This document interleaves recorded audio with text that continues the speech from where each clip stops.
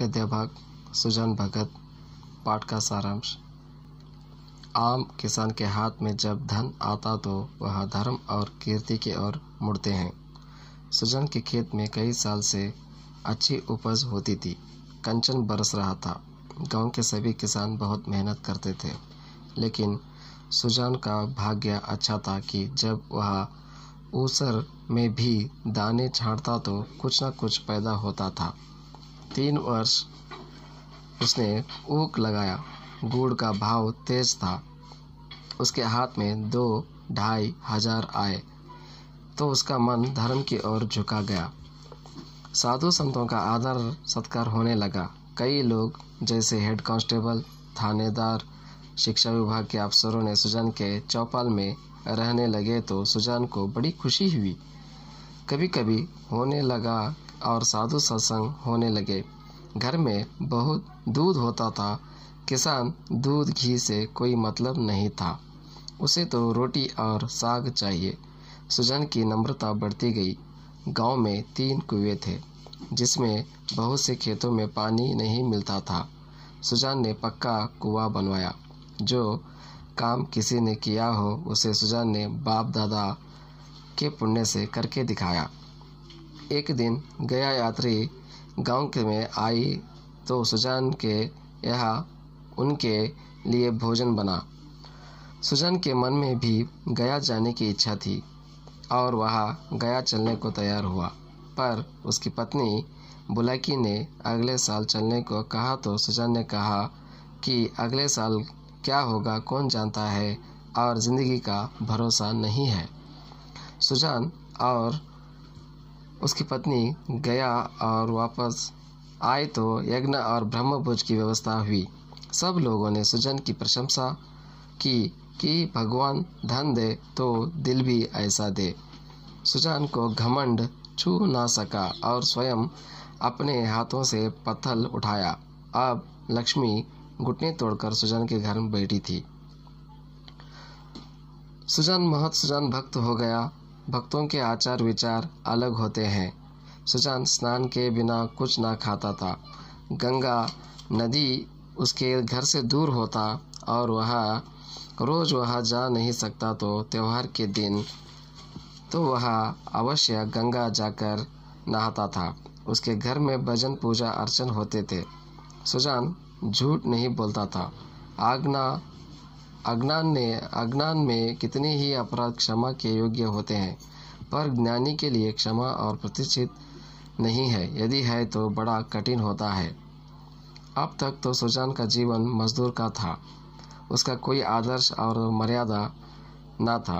पहले उसका जीवन स्वार्थ सेवा से भरा था। वह मानो जड़ जात से चेतन जगत में आ गया। उसने कुछ लेन देन करना शुरू किया तो ब्याज लेते समय आत्मग्लानि होने लगा। अब सुजान झूठ और कपट से दूर था।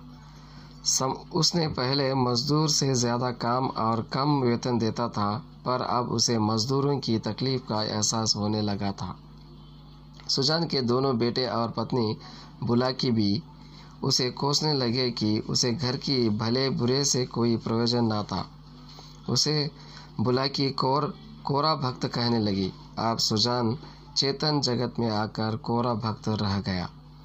घर में सुजान के हाथों से धीरे धीरे अधिकार छीनने लगी। खेत में बोना, दूसरों को देने में, ऐसी कई महत्वपूर्ण बातों से सुजान की सलाह ना लेकर स्वयं सुजान के 2 लड़के और पत्नी बुलाकी ने मामला सुलझा लेते थे। सारे गांव में सुजान का मान सम्मान बढ़ने लगे तो घर में घटने लगे। उसके लड़के अब उसका सत्कार करते थे, पर अधिकार उसके हाथ में न था। एक दिन बुलाकी ने ओखली में दाल साफ कर रही थी तो भिक्षुक आया तो बुलाकी ने सोचा कि दाल साफ करने के बाद उसे कुछ ना कुछ दे दिया जाए, पर भिक्षुक ने चिल्लाता रहा तो सुजान ने जो देने को तैयार हुआ तो उसका लड़का बोला ने उसे रोका और उससे कई बातें कहा सुनाया। सुजान ने कोई जवाब ना देकर भिक्षुक को भेज दिया। उसे लगा कि उसी के घर में उसका अनादर हो रहा है। जिसने घर बनवाया और श्रम किया सुजान को ऐसे जीवन से तिरस्कार होने लगा।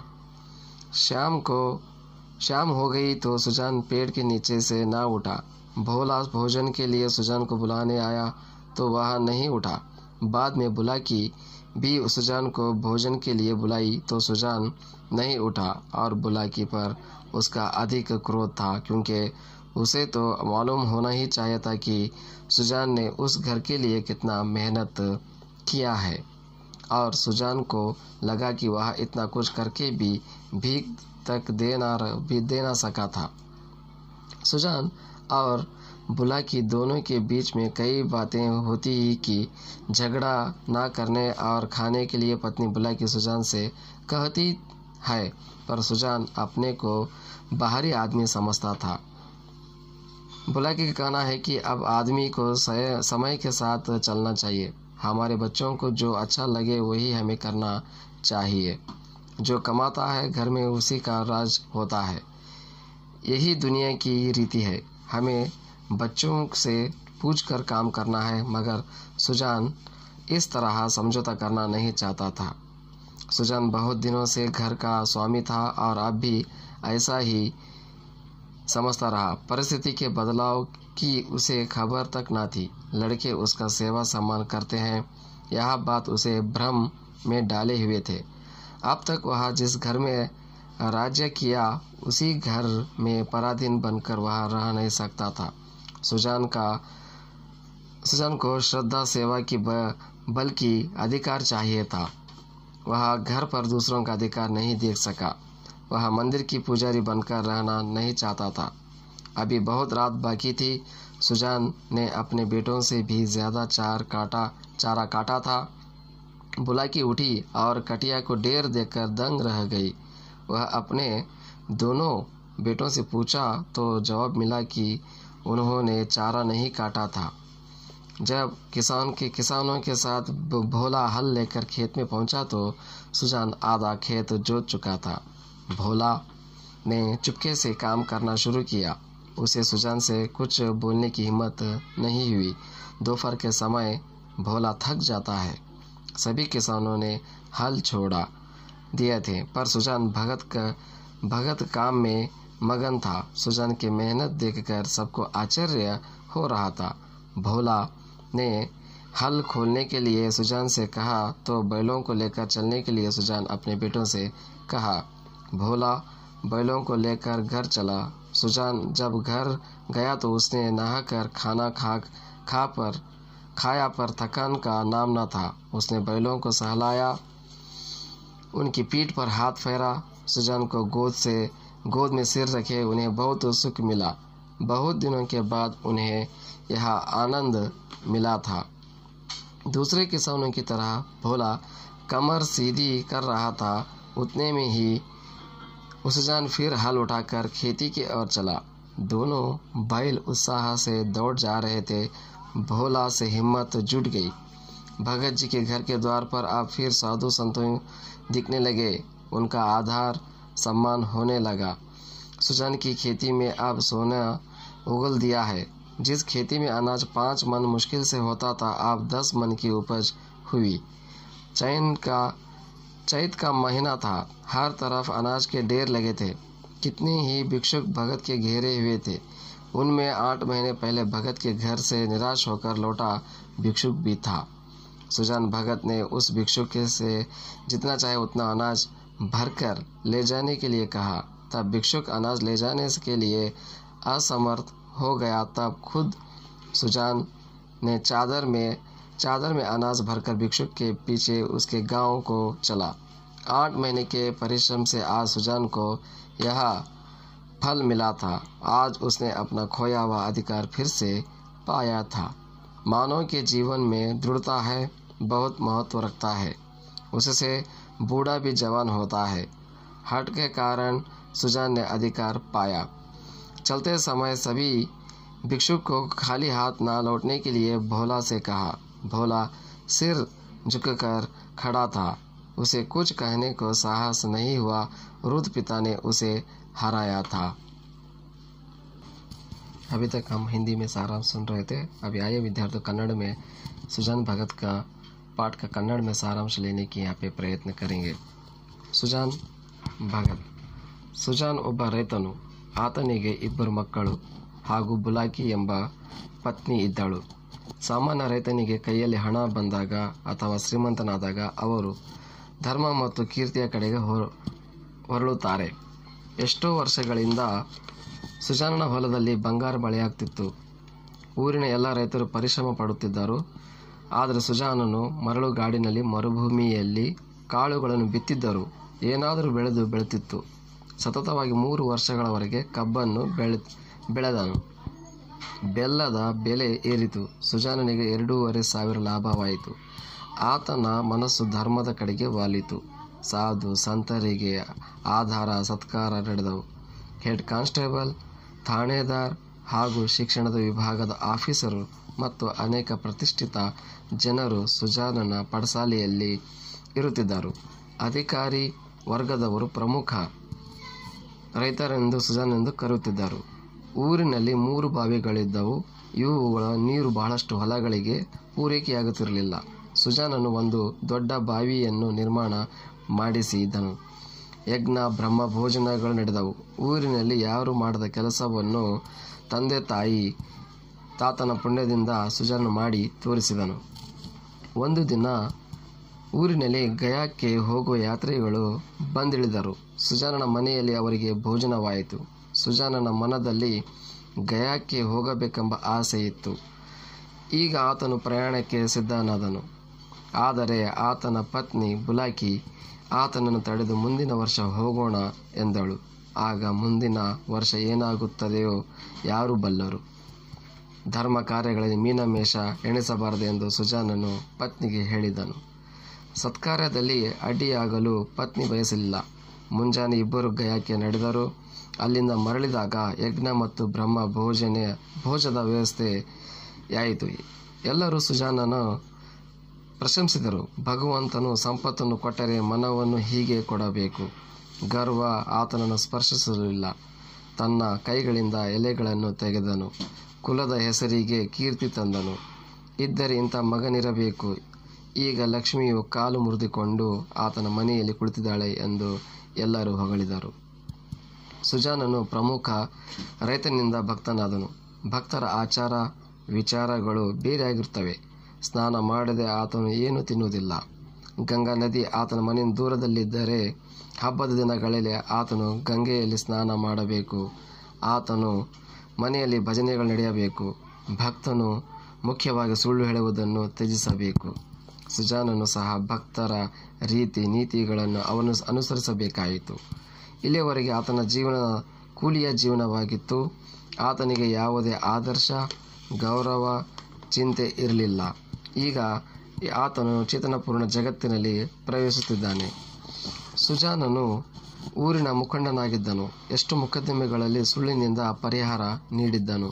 ಆದರೆ ಈಗ ಅವುಗಳಿಂದ ದೂರವಾಗಿ ಸುಳ್ಳು ಮತ್ತು ಕಪಟತನದಿಂದ ದೂರವಾಗಿದ್ದನು. ಆಗ ಕೂಲಿಕಾರರಿಂದ ಹೆಚ್ಚಿಗೆ ಕೆಲಸ ತೆಗೆದುಕೊಂಡು ಅವರಿಗೆ ಕಡಿಮೆ ಸಂಬಳವನ್ನು ಕೊಡುತ್ತಿದ್ದನು. ಈಗ ಕಡಿಮೆ ಕೆಲಸ ಮಾಡಿಸಿಕೊಂಡು ಹೆಚ್ಚಿನ ಸಂಬಳವನ್ನು ನೀಡುತ್ತಿದ್ದನು. ಆತನ 2 ಮಕ್ಕಳು ಹಾಗೂ ಪತ್ನಿ ಬುಲಾಕಿಯು ಕೂಡ ಆತನನ್ನು ಡೋಂಗಿ ಭಕ್ತನೆಂದರು. ಸುಜಾನನಿಂದ ಅಧಿಕಾರ ಕಸಿದುಕೊಳ್ಳಲಾಯಿತು. ಹೊಲದಲ್ಲಿ ಏನನ್ನು ಬೆಳೆಯಬೇಕು, ಯಾರಿಗೆ ಏನನ್ನು ಕೊಡಬೇಕು, ಯಾವ ವಸ್ತು ಯಾವ ಬೆಲೆಗೆ ಮಾರಲಾಯಿತು, ಹೀಗೆ ಮುಂತಾದ ಮಹತ್ವದ ವಿಷಯಗಳಲ್ಲಿಯೂ ಸಹ ಸುಜಾನನ ಸಲಹೆಗಳನ್ನು ತೆಗೆದುಕೊಳ್ಳುತ್ತಿರಲಿಲ್ಲ. 2 ಮಕ್ಕಳು ಬುಲಾಕಿ ಎಲ್ಲ ವಿಷಯಗಳನ್ನು ನಿರ್ಧರಿಸುತ್ತಿದ್ದರು.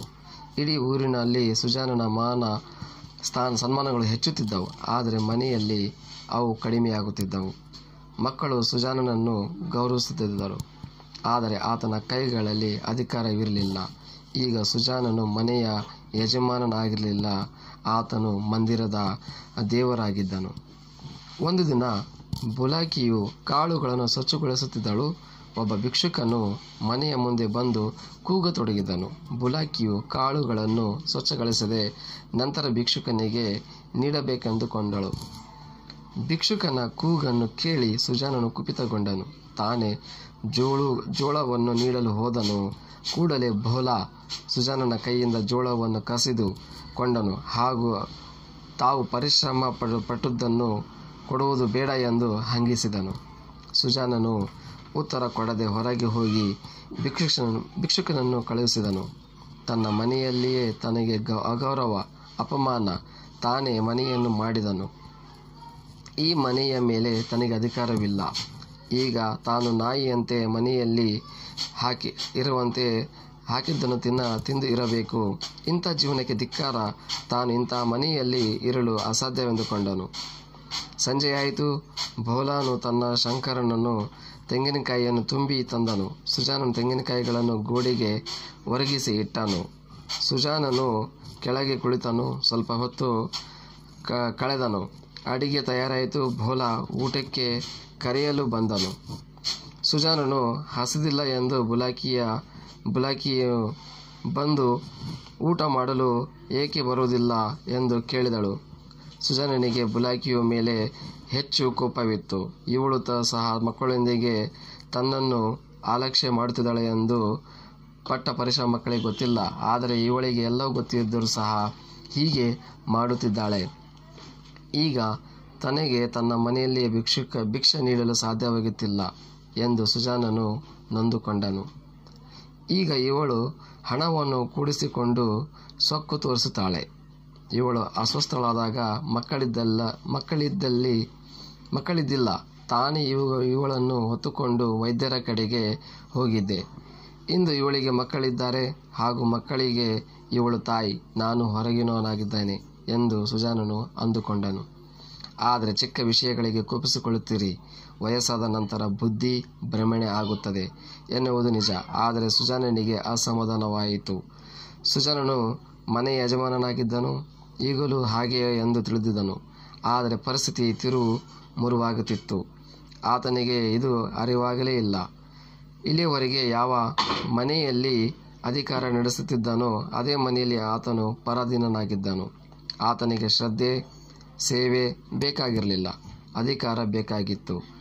ತನ್ನ ಮನೆಯ ಮೇಲೆ ಬೇರೆಯವರ ಅಧಿಕಾರ ಆತನಿಂದ ನೋಡಲಾಗಲಿಲ್ಲ. ಆತನು ಗುಡಿಯ ಪೂಜಾರಿಯಾಗಿರಲು ಬಯಸಲಿಲ್ಲ. ರಾತ್ರಿ ಇನ್ನೂ ಬಹಳವಿತ್ತು. ಸುಜಾನನು ಎದ್ದು ಕುಡುಗೋಲಿನಿಂದ ಎತ್ತುಗಳಿಗೆ ಹಾಕುವ ಮೇವನ್ನು ಕತ್ತರಿಸತೊಡಗಿದನು. ಇಡೀ ಊರು ಮಲಗಿತ್ತು. ತನ್ನ ಜೀವನದಲ್ಲಿ ಇಷ್ಟು ಪರಿಶ್ರಮವನ್ನು ಪಟ್ಟಿರಲಿಲ್ಲ. ಶಂಕರ್ ಹಾಗೂ ಭೋಲಾ ಇಬ್ಬರು ಮೇವನ್ನು ಕೊರೆದರು. ಎತ್ತುಗಳಿಗೆ ಸಾಕುತ್ತಿರಲಿಲ್ಲ. ಸುಜಾನನು ಮೇವನ್ನು ಕತ್ತರಿಸಿ ರಾಶಿಯನ್ನೇ ಹಾಕಿದನು.